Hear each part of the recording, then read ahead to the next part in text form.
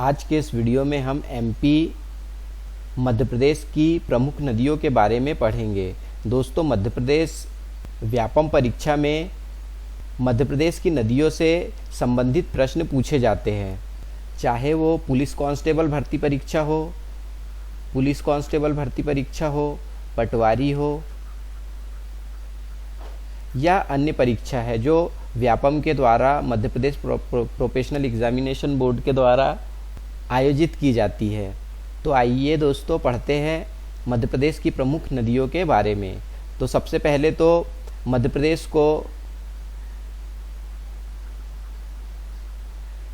प्रदेश को जो है नदियों का मायका कहा जाता है। नदियों का मायका कहा जाता है। मध्य प्रदेश में कुल 207 नदी बहती है। कुल 207 नदी मध्य प्रदेश में बहती है।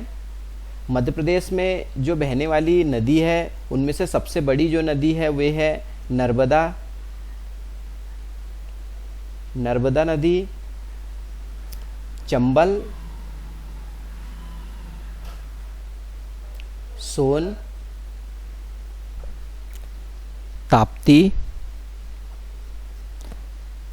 ऐसी ये 4 नदियां हैं जो मध्य प्रदेश में बहने वाली सबसे बड़ी नदियों में से है। सबसे पहले हम पढ़ते हैं नर्मदा नदी के बारे में।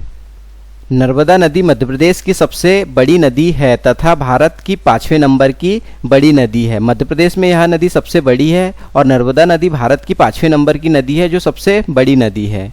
यह मध्य प्रदेश की जीवन रेखा कहलाती है।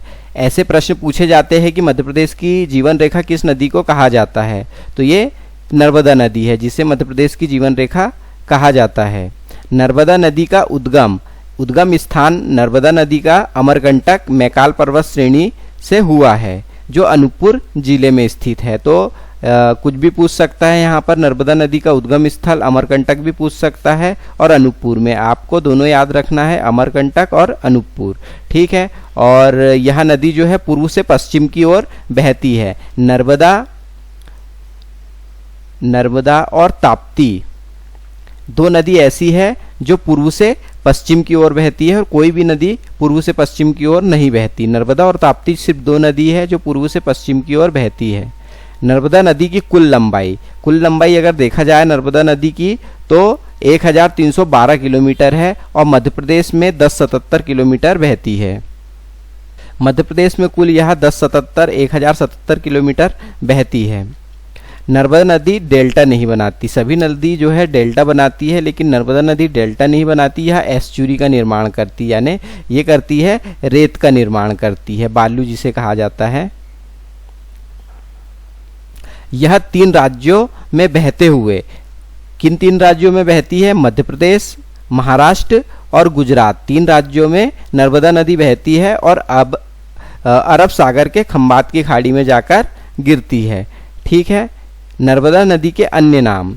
नर्मदा नदी को रेवा, सकरी, नामोदोस और सोमादेवी भी कहा जाता है। तो ये नाम भी पूछ सकते हैं कि रेवा किस नदी का नाम है, संकरी किस नदी को बोला जाता है, या नामोदोस या सोमोदोस किस नदी को कहा जाता है। तो ये क्या है? नर्मदा नदी।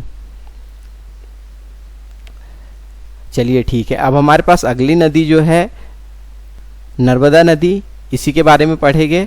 तो कुल अगर देखा जाता है तो नर्मदा नदी की सहायक नदी कितनी है? तो नर्मदा नदी की सहायक नदी 41 नदी है। इसकी सहायक नदी, ऐसे प्रश्न पूछे जाते हैं व्यापम में हमेशा कि नर्मदा नदी की सहायक नदियाँ कितनी है। तो 41 सहायक नदी है नर्मदा नदी की, जिसमें से प्रमुख नदी जो है सहायक नदी इसकी है तवा, हिरण, शक्कर, दूधी, करजन, शेर, बनास और मान नदी। ये इसकी प्रमुख सहायक नदियाँ हैं। चलिए ठीक है, आगे देखते हैं। नर्मदा नदी द्वारा निर्मित जलप्रपात। नर्मदा नदी कौन कौन से जलप्रपात बनाती है? तो कपिलधारा जलप्रपात बनाती है और दुग्धारा जलप्रपात। और ये कहाँ पर है? ये अमरकंटक अनूपपुर में स्थित है, ठीक है। धुआंधार जलप्रपात सभी जानते ही होंगे, ये भेड़ाघाट में जबलपुर में है और काफ़ी फेमस भी है। और सहस्त्रधारा जलप्रपात कहाँ पर स्थित है? ये महसपर खरगोन में स्थित है। और इसके अतिरिक्त क्या है, दर्दी जलप्रपात है और मंदाता जलप्रपात नर्मदा नदी पर बनते हैं। अब देखते हैं हम कि नर्मदा नदी पर जो बांध है वो कौन कौन से बने हुए हैं। तो सबसे पहले तो नर्मदा नदी पर जो बांध बंधा हुआ है वो है इंदिरा सरोवर बांध। इंदिरा सरोवर बांध कहाँ पर स्थित है, तो ये खंडवा जिले में स्थित है इंदिरा सरोवर बांध। सरदार सरोवर बांध बना हुआ है, ये कहाँ पर है, गुजरात में नवेगांव में स्थित है। महेश्वर जल परियोजना नर्मदा नदी पर है, ये कहाँ पर है, महेश्वर में ही स्थित है। बारगी परियोजना भी नर्मदा नदी पर है और ये बारगी जबलपुर में है। ठीक है। ओंकारेश्वर परियोजना ओंकारेश्वर में स्थित है। अब जो नर्मदा नदी के किनारे जो बसे हुए शहर है तो उनके नाम है, सबसे पहले तो अमरकंटक, यहीं से निकली हुई है नर्मदा नदी के किनारे ये बसा हुआ है।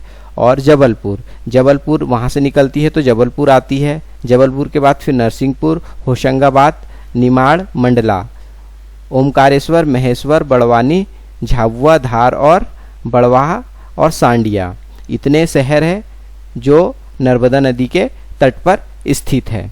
आगे चलते हैं हम, अगली नदी हमारे पास में है चंबल नदी। तो ये दूसरी सबसे बड़ी नदी है। चंबल जो है मध्य प्रदेश में बहने वाली दूसरी सबसे बड़ी नदी है, सबसे बड़ी नदी है दूसरे नंबर की। चलो देखते हैं। चंबल नदी जो है मध्य प्रदेश की दूसरी सबसे बड़ी नदी है। चंबल नदी मध्य प्रदेश की दूसरी सबसे बड़ी नदी है और इसे चर्मवती के नाम से भी जाना जाता है। चंबल नदी को चर्मवती नदी के नाम से भी जाना जाता है। आगे देखते हैं चंबल नदी का उद्गम स्थल। तो चंबल नदी जो है इंदौर की महू तहसील और जनापाव की पहाड़ी से निकलती है, जो कहाँ पर है, इंदौर की महू तहसील में जनापाव की पहाड़ी है जहाँ से चंबल नदी निकलती है, उद्गम स्थान है। यह नदी उत्तर से पूर्व की ओर बहते हुए उत्तर प्रदेश के इटावा जिले में यमुना नदी से मिल जाती है। तो चंबल नदी किस नदी में जाके मिलती है, तो चंबल नदी मिलती है जाके यमुना नदी से। चंबल नदी की कुल लंबाई है 965 किलोमीटर। और मध्य प्रदेश, अगर हम एमपी की बात करते हैं तो एमपी में कितनी बहती है, ये लगभग 455 किलोमीटर एमपी में बहती है। चलिए ठीक है। यह मध्य प्रदेश तथा राजस्थान की सीमा बनाती है। तो चंबल नदी मध्य प्रदेश, एमपी और राजस्थान की सीमा बनाती है और फिर इसके बाद वह उत्तर प्रदेश में प्रवेश करती है। यह मध्य प्रदेश में 2 बार प्रवेश करती है। एक बार फिर से मध्य प्रदेश जाती है, फिर राजस्थान में जाती है, फिर वापस यहीं से घूमते हुए आती है, फिर उत्तर प्रदेश में जाती है। तो इस प्रकार ये 2 बार मध्य प्रदेश से घूमते हुए जाती है। मध्य प्रदेश में यह महू, धार, रतलाम, शिवपुरी, भिंड, मुरैना तथा मंदसौर के समीप से बहती है। तो चंबल नदी के जो आसपास जो शहर बसे हुए हैं वे कौन कौन से हैं, महू, धार, रतलाम, शिवपुरी, भिंड, मुरैना और मंदसौर है। चलिए आगे बढ़ते हैं। अगली नदी हमारे पास कौन सी है, अगली नदी हमारे पास है यही चंबल नदी। चंबल नदी के बारे में और कुछ तथ्य पढ़ते हैं। तो चंबल नदी की जो सहायक नदियाँ हैं, चंबल नदी की सहायक नदियाँ, चंबल नदी की सबसे पहले सहायक नदियाँ जो है वो है काली सिंध, दूसरी है पार्वती, बनारस और पुनासा। कितनी, 1, 2, 3, 4। चंबल नदी की 4 सहायक नदियाँ हैं, काली सिंध, पार्वती, बनारस और पुनासा। ठीक है। अब चंबल नदी भिंड, मुरैना के क्षेत्रों में खड्डे बिहड़ों का निर्माण करती है। ठीक है। जहाँ पर कौन रहते हैं, डाकू रहते हैं। कौन रहते हैं, डाकू रहते हैं। पुनासा जलप्रपात चंबल नदी पर निर्मित है। पुनासा जलप्रपात कहाँ पर बना हुआ है, तो ये है चंबल नदी पर बना हुआ। चंबल नदी पर निर्मित बांध, तो चंबल नदी पर कौन कौन से बांध बने हैं, तो ये इंदिरा सागर बांध चंबल नदी पर बना हुआ है जो मंदसौर में स्थित है। राणा प्रताप सागर बांध ये भी चंबल नदी पर बना हुआ है, ये कहाँ पर है, चित्तौड़गढ़ राजस्थान में है। जवाहर सागर बांध बना हुआ है जो कहाँ पर स्थित है, ये है कोटा राजस्थान में स्थित। चलिए अगली नदी पर चलते हैं। अब दूसरी जो सबसे बड़ी नदी है मध्य प्रदेश की वे कौन सी है? दूसरी नहीं, तीसरे नंबर की नदी है ये, तो ये है ताप्ती नदी। कौन सी नदी है? ताप्ती नदी है। चलिए देखते हैं ताप्ती नदी का उद्गम स्थान। ताप्ती नदी का उद्गम स्थान है बैतूल जिले के मुल्ताई तहसील से निकलती है। ठीक है, बैतूल जिले के मुल्ताई तहसील से निकलती है। यह मध्य प्रदेश, महाराष्ट्र और गुजरात में बहती है। कितनी जगह बहती है ताप्ती नदी? मध्य प्रदेश, महाराष्ट्र और गुजरात, 3 राज्यों में बहती है। इसकी कुल लंबाई, ताप्ती नदी की कुल लंबाई 724 किलोमीटर है। बहते हुए सूरत के निकट खंबात की खाड़ी में मिलती है। कहाँ पर गिरती है ताप्ती नदी? ये गिरती है खंबात की खाड़ी में। इसकी सहायक नदियाँ, ताप्ती नदी की सहायक नदियाँ जो है पूर्णा, सिवा और बोरी, ये 3 नदी इसकी सहायक नदी है। ताप्ती नदी नर्मदा नदी के समांतर पूर्व से पश्चिम की ओर बहती है। ताप्ती नदी नर्मदा नदी के समांतर ही बहती है, जो पूर्व से पश्चिम की ओर बहती है। तो ये 2 नदी नर्मदा और ताप्ती, ये पूर्व से पश्चिम की ओर बहती है और डेल्टा ना बनाकर एस्चुरी का निर्माण करती है। यानी क्या बनाती है? ये रेत बनाती है, बालू बनाती है। ताप्ती नदी के समीप मुल्ताई, बुरहानपुर, ये 2 शहर है जो ताप्ती नदी के किनारे है। मुल्ताई से तो इसका उद्गम स्थान ही है।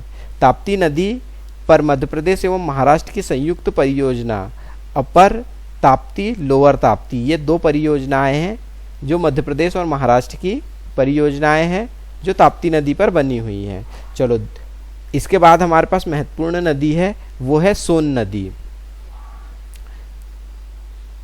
सोन नदी को स्वर्ण नदी के नाम से भी जाना जाता है। सोन नदी का उद्गम अनूपपुर, अमरकंटक है।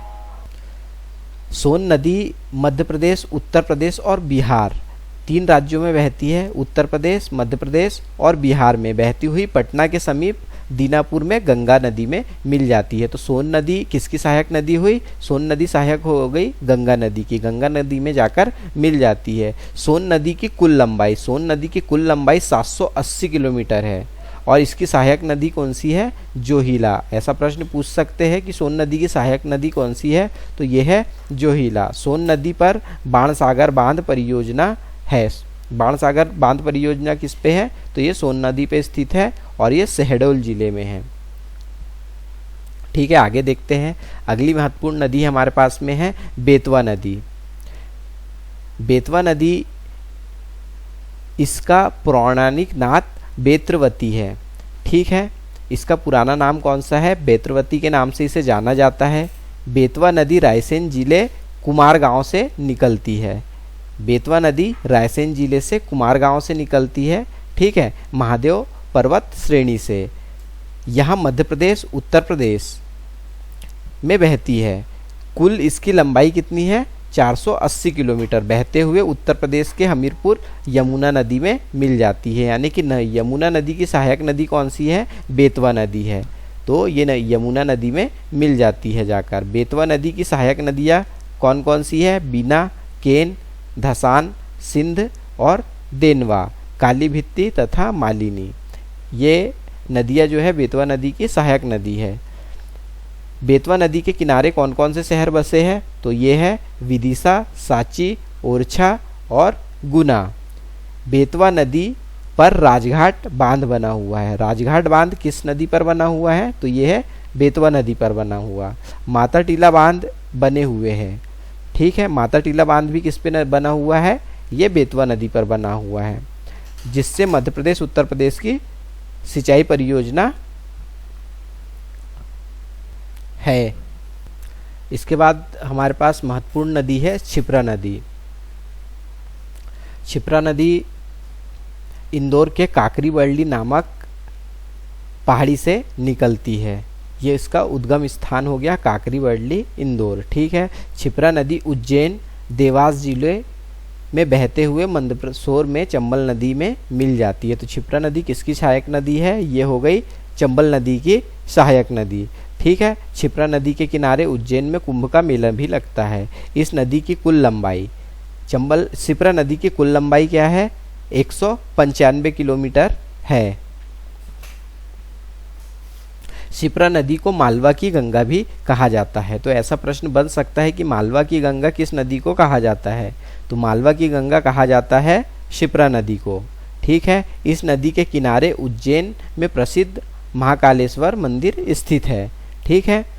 खान नदी क्षिप्रा की सहायक नदी है। खान नदी किस में मिलती है? जाकर क्षिप्रा नदी में मिलती है, ये इसकी सहायक नदी है। अगली महत्वपूर्ण नदी हमारे पास जो है वो है वैनगंगा। वैनगंगा यह नदी सिवनी के पारसवाड़ा पहाड़ से निकलती है। पारसवाड़ा पहाड़ से निकलती है, सिवनी में स्थित है। वैनगंगा नदी महाराष्ट्र में वर्धा नदी में मिल जाती है। तो कौन सी नदी में मिलती है? वैनगंगा, ये मिलती है वर्धा नदी में। कान्हा, पेच और बावनथड़ी इसकी सहायक नदियां है। वैनगंगा नदी पर अपर वैनगंगा संजय सरोवर बांध परियोजना बालाघाट सिवनी में स्थित है। अगली महत्वपूर्ण नदी हमारी जो है वो है तवा नदी। तवा नदी का उद्गम स्थान है पचमढ़ी होशंगाबाद के महादेव पर्वत से निकलती है। यह होशंगाबाद के निकट नर्मदा नदी में मिल जाती है। होशंगाबाद के पास ये नर्मदा नदी में मिल जाती है। तवा नदी की सहायक नदी कौन सी है? मालिनी, देनवा, दो नदी इसकी सहायक नदी है।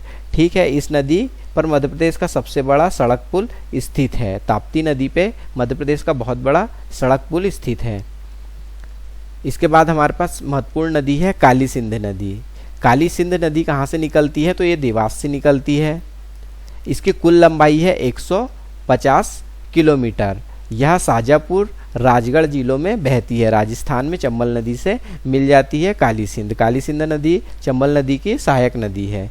ठीक है। काली सिंध नदी जो है 150 किलोमीटर है और उद्गम स्थान इसका क्या है? देवास बागली।